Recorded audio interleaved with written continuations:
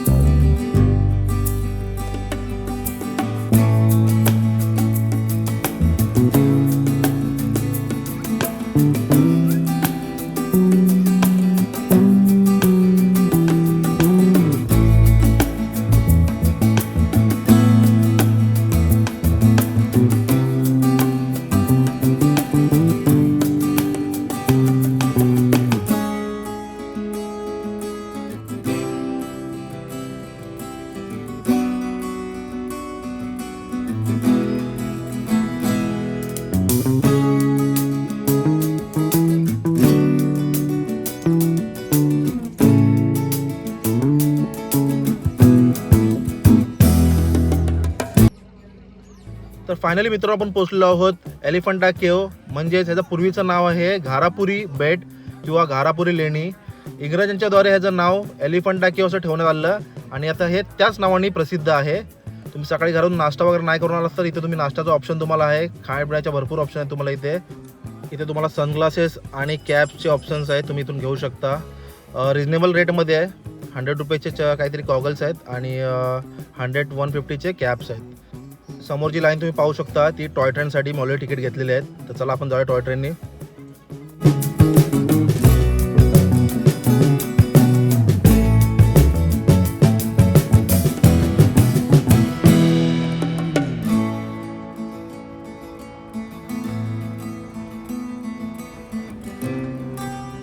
तर खूपच मजा आली टॉय ट्रेनमध्ये आणि एक 300-400 मीटरचा अंतर असणार. माझ्याकडे लहान मुलं होती म्हणून मी टॉय ट्रेनचा ऑप्शन घेतला, कारण की लहान मुलाला उचलून घेऊन चालायला थोडा त्रास होतो. तर मग तुम्ही उतरता तुम्ही इथं पाहू शकता, तुम्हाला इथे लहान मुलांची खेळणी, बॅग्स, पर्स, इथे पण तुम्हाला खाण्यापिण्याचे ऑप्शन भरपूर दिसतात. फॉरेनर लोकांना थोडं ते लोक रेट हायर सांगतात. तर आपण आता पोहोचलो ग्रामपंचायत घारापुरीला. इथे सुद्धा तुम्हाला तिकीट घ्यावे लागतात. एक 5 रुपये, 3 रुपये, 1 रुपये असं काही तिथे तुम्हाला बघू शकता. बोर्डवर तुम्हाला सगळं दिलं आहे, तुम्ही स्क्रीनशॉट काढून घेऊ शकता.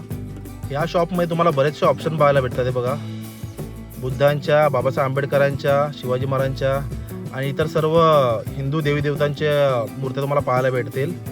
पित्तलमध्ये आहेत, चिनी मातीच्यामध्ये आहेत, लाकडी आहेत, काही तुम्हाला जे आवडेल ते घेऊ शकता. इकडे पण माकडं आहेत आणि हे पण माकडं कानेरी लेणीसारखेच ॲग्रेसिव्ह आहेत. तर तुमचे पर्स, खाण्यापिण्याच्या वस्तू थोडं सांभाळून ठेवा. तर बघा असा आता वरतून काही सीन दिसतो. तर भरपूर चढाईनंतर आपण वरती आलेलो आहोत. चला तर जाणून घेऊया लेणीचं माहिती आणि इतिहास. तर रविवार असल्या कारणाने भरपूर लोक आलेले आहेत. तर तुम्ही वरती येता तुम्हाला ही पहिल्या क्रमांकाची लेणी पाहायला भेटते. तर जाऊन बघूया आतमध्ये ह्या लेणीमध्ये काय आहे. मी सुद्धा पहिल्यांदाच इथे आलेलो आहोत.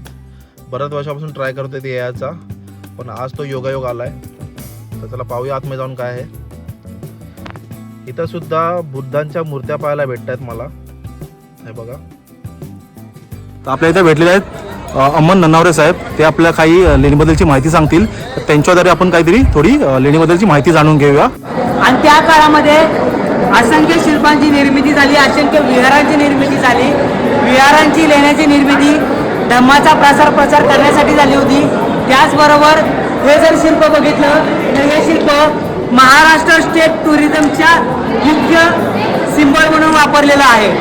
त्याचबरोबर ह्या शिल्पाला या ठिकाणी ब्रह्माचं शिल्प म्हणून अधोरेखित केलेलं आहे.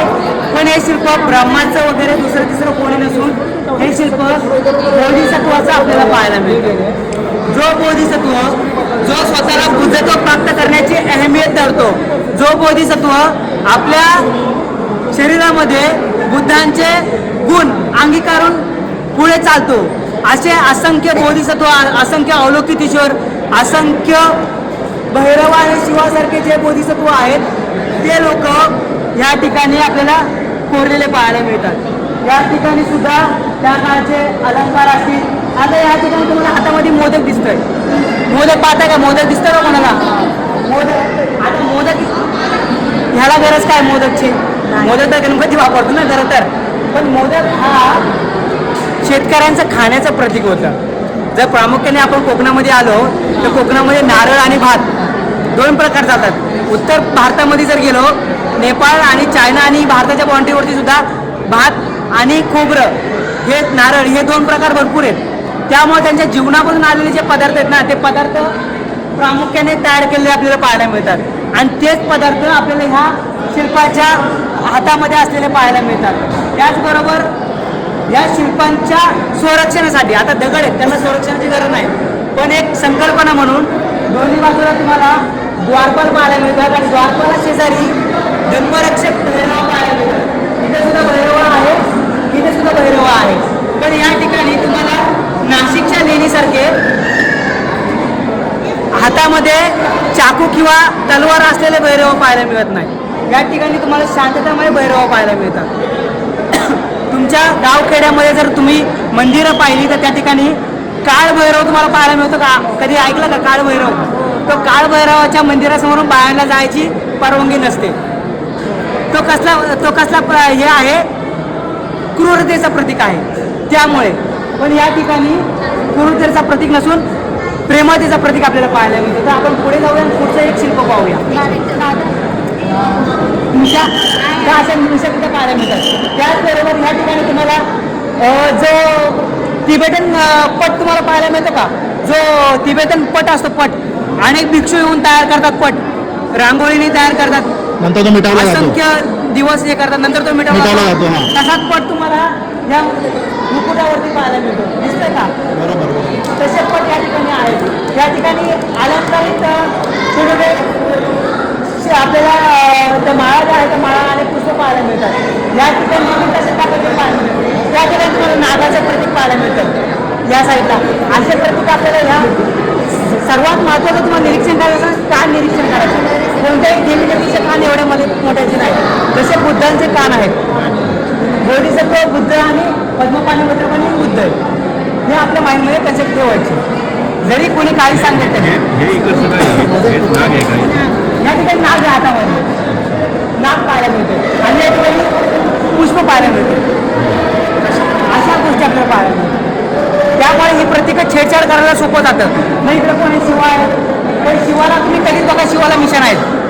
आणि जर इकडे विष्णू म्हणणार तर विष्णूला पण मिशन आहे. ही स्त्री आहे आणि स्त्री पण होऊ शकते आणि पुरुष पण होऊ शकतो, त्याला बंधन नाही. चला पुढे चला. जातक कथेची पुस्तकं वाचलेली आहेत, थोडीफार तरी कोणी कोणी वाचलेली आहे जातक कथेची. वाचले ना जातक कथेची? जातक कथेच्या मानदंता नावाचा जो राजा होता, कोणी नाव ऐकलं का? मानदंता. दिव्यावतान, जातक कथा दिव्यावतानामध्ये मानदंता राजाचा उल्लेख आलेला आहे. तर तो मानदंता राजा जो आहे त्याचं शिल्प आपल्याला प्रामुख्याने भाजलेणीच्या लेणी क्रमांक 29 मध्ये पाहायला मिळतं. बरोबर की नाही? तर ह्या ठिकाणी जे शिल्प आपल्याला पाहायला मिळतंय, या ठिकाणी देखील तुम्हाला मानदंड पाहायला मिळतो. आता मानदंड भाजलेणीवरती हत्तीवरती बसून आलेला आहे.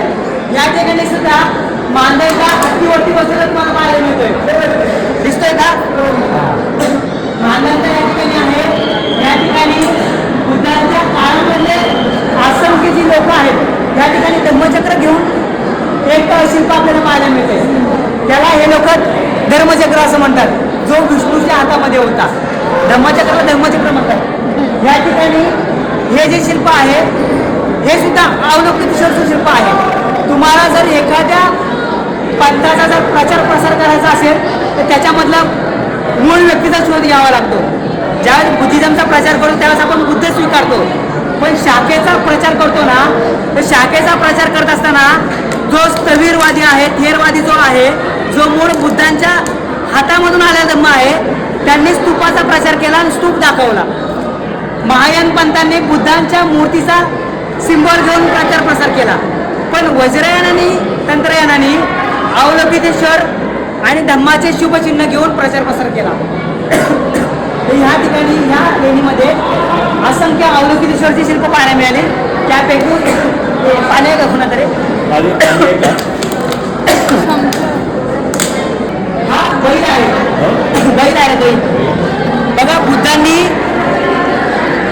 ज्यावेळेस धम्म लोकांना द्यायचा प्रयत्न केला ना, त्यावेळेस त्यांनी जात नाही बघितली, पंथ नाही बघितला, माणूस नाही बघितला आणि तृतीय पंथी पण नाही बघितला. आतापर्यंत आपण बोधिसत्व किंवा अवलोकितेश्वर पुरुष आणि स्त्रिया पाहत आलो, पण या ठिकाणी जो आजचा आपण किन्नर म्हणतो ना, किन्नर, तो किन्नर आहे इथे. अर्धनारीश्वर आपण म्हणतो, अर्धनारीश्वर दुसरा कोण नाही, त्याला किन्नर म्हणतो आजच्या भाषेमध्ये आपण. सर तो किन्नर आहे, हा किन्नर आहे. त्याला आपण चांगल्या अभ्यास भाषेमध्ये अर्धनारीश्वर म्हणतो. तर अर्धनारीश्वरचं हे शिल्प आहे. अर्धनारीश्वर असून सुद्धा बघा बुद्धांनी काय सांगितले, तुम्ही सामान्य माणूस असा, स्त्री असा, तुम्ही पण बुद्धत्व प्राप्त करू शकता. ते पण त्यांना अर्धनारीश्वरला पण नाहीये. तर अर्धनारीश्वर सुद्धा बोधिसत्वापर्यंत जाऊ शकते, हे उत्तम उदाहरण आहे. आणि इथल्या वर्णव्यवस्थेवरती मोठी चपराक आहे, तर याचा उत्तम उदाहरण आपल्याला पाहायला मिळतं. त्याचबरोबर बुद्धांच्या जीवनामध्ये मगाशी सांगितलं की बैल प्रामुख्याने आला होता. बैलाचं शिल्प आपल्याला तानाळ्यासारख्या लेण्यामध्ये पण पाहायला मिळतं, या ठिकाणी पण पाहायला मिळतं. त्याचबरोबर वरच्या साईडला यक्षिणी पाहायला मिळतात. आता या ठिकाणी जो यक्ष आहे त्याच्या कमरेला तुम्हाला बिछवा पाहायला मिळतो. बिछवा छोटा असतो, अर्धाच. स्वरक्षणासाठी वापरण्यासाठी आहे तो, कोणावरती हल्ला करण्यासाठी नाही. या ठिकाणी तुम्हाला माळ घेऊन आलेले पाहायला मिळतात. माळ हे सगळे यांच्या स्वागतासाठी येतात. धम्माच्या बद्दल कार्य केल्यामुळे कृतज्ञता व्यक्त करण्यासाठी त्यांचं स्वागत महत्वाचं आहे, त्यासाठी हे लोक आलेले आहेत. त्याच्यामध्ये गंधर्व आहेत, यक्ष आहेत, परत मकर नावाची जे काही गोष्टी असतात त्या गोष्टी आहेत. असंख्य प्रकार आपल्याला अशा शिल्पामधून पाहायला मिळतो. त्याचबरोबर सर्वात महत्त्वाची माहिती या ठिकाणी तुम्हाला स्तंभ पाहायला मिळतोय. हे असे स्तंभ प्रत्येक लेणीमध्ये आहेत, बरोबर की नाही? पण ह्या ठिकाणी आणि या ठिकाणी स्तंभ बघितला तर इकडं स्तंभ पूर्ण तोडण्याचा प्रयत्न असावा, पण नंतरच्या काळामध्ये तो अर्धवट राहिलाय. पण त्याच्यावरती जे कोण आहेत ते कोण अष्टकोणीच असावेत, आणि अष्टकोणी हे अष्टमार्गाचे प्रतीक आहेत. त्याचबरोबर त्याच्या वरच्या भागामध्ये अमलक आपल्याला पाहायला मिळतो. अमलक म्हणजे आवळा. मॅडम तुम्हाला माहिती असेल ना आवळा हे विज्ञानाच्या स्वरूपाने माणसाला खूप महत्त्वपूर्ण असतं प्रवासासाठी. त्यासाठी आवळ्याचं प्रतीक म्हणून आपल्याला पाहायला मिळतं. असा या स्तंभाचा देखील प्रकार आपल्याला या लेणीमध्ये पाहायला मिळतो. मॅडम चार्ज लागेल ना, त्यांना पाठवू नका.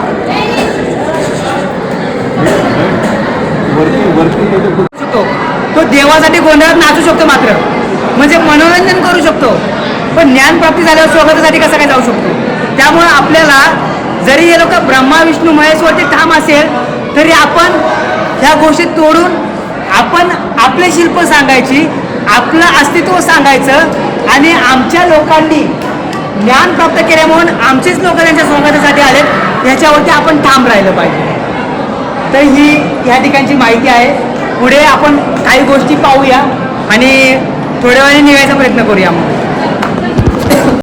हा बघा, हा म्हातारा तुम्हाला इथे पाहू शकता तुम्ही. हा इथे लोकांना, पर्यटकांना लुबाडण्याचं काम करतोय. कोणतीही खोटी माहिती देऊन त्यांच्याकडनं पैसे लुबाडण्याचं काम करतोय हा म्हातारा.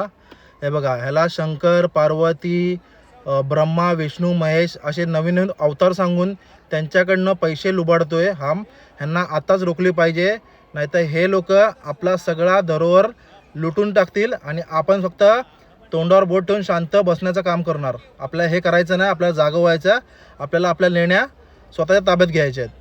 जसं ह्यांनी महाबोधी महाविहार आपल्या ताब्यात घेतलं आहे, तसं त्यांना ह्या सगळ्या घ्यायला पण वेळ लागणार नाही. आणि त्याचं कारण फक्त आपण आहोत की आपण कोणत्याही आपल्या लेण्यांवर लक्ष देत नाही, तिथे जात नाही, तिथे व्हिजिट करत नाही. आणि त्याचं सगळ्यात मोठं कारण हेच आहे.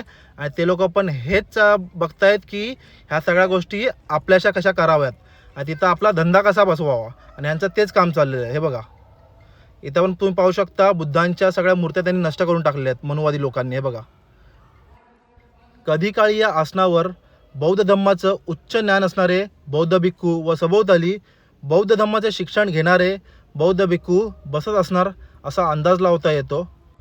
तुम्ही समोरसुद्धा पाहू शकता, हा सुद्धा एक मोठा खूप सभा हॉल किंवा सभा मंडप आपण त्याला बोलू शकतो. खूप मोठ्या असा आकारामध्ये आहे हा. इथे सुद्धा बौद्ध धम्माचा प्रचार आणि प्रसार करणारे बौद्ध भिक्खू त्याचा अभ्यास करत असणार. जाऊयात आपण पुढच्या लेणीच्या दिशेने.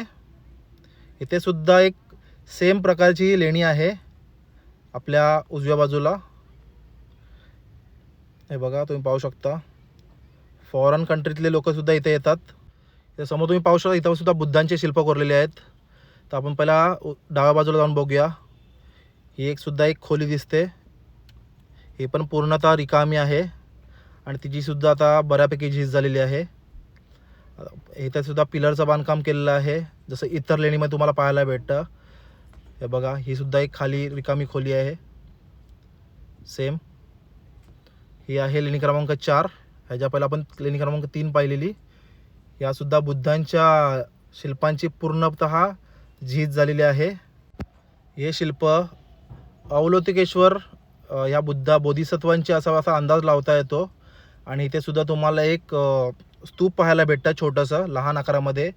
इथल्या लोकांनी तिथे फूल बिल लावून त्यांना शंकराची पिंड समजून त्याची पूजा करायला चालू केलेली आहे. हे बघा, त्याच्यावरती फूल ठेवलेलं आहे आणि लोक इथे येऊन पायासुद्धा पडून जात आहेत. अशा लोकांचं आपण काय करू नाही शकत, त्यांना त्यांच्या आपण हालतवर सोडायचं, पण आपण आपला धर्म जपत राहायचा. इथे सुद्धा काही खोल्या आहेत. ह्या खोल्यांचा वापर नक्कीच वर्षावासात होत असणार बौद्ध धम्माचा अभ्यास करण्यासाठी. हे बघा, इथे छोटीशी खिडकी बनलेली आहे. तर आपण जाऊया खालच्या दिशेने. ती शेवटची लेणी आहे इथली, असं मी विचारलं कोणातरी, ते सांगत होते. तर तुम्ही पाहू शकता फॉरेन लोक किती येतात. देशाच्या बाहेरनं लोक आपल्या इथे येतात पाहायला, पण आपली लोक मुंबईमध्ये राहूनसुद्धा अशा आपल्या बौद्ध धर्मस्थळांना भेट देत नाही. ही खूप लाजिरवाणी गोष्ट आहे. त्यामुळेच आपला सगळा इतिहास संपत चालला आहे आणि हा मिटवण्याचा प्रयत्न हे लोक करतायत मनुवादी लोक. तर ही आहे इथली शेवटची लेणी, लेणी क्रमांक 5 आय गेस. ही जी अवस्था खूपच अशी दिसते दयनीय, लांबूनच समजतंय. चला आपण पुढे जाऊन बघूया तिची हालत काय आहे. हे बघा, लोक इथपर्यंत अजून रिटर्न येत आहेत. आतमध्ये आय थिंक जायला जागाच नाही आहे, पूर्ण खंडर वाटते ती लांबूनच. हे बघा, ह्यांनी तिथं बॅरिकेटर लावलेत, लोखंडाचे जाळ्या लावल्यात की आतमध्ये जाऊ नये, कदाचित वरनं दगडा कोसळतील म्हणून. तर आशा करतो तुम्हाला आजचा व्हिडिओसुद्धा आवडला असेल. बौद्ध धर्माशी जोडल्या अशाच माहितीसाठी आणि अशाच ठिकाणीसाठी तुमच्या वाला आत्ताच सबस्क्राईब करून ठेवा. तो पण नमोबुद्ध आहे. जय भीम.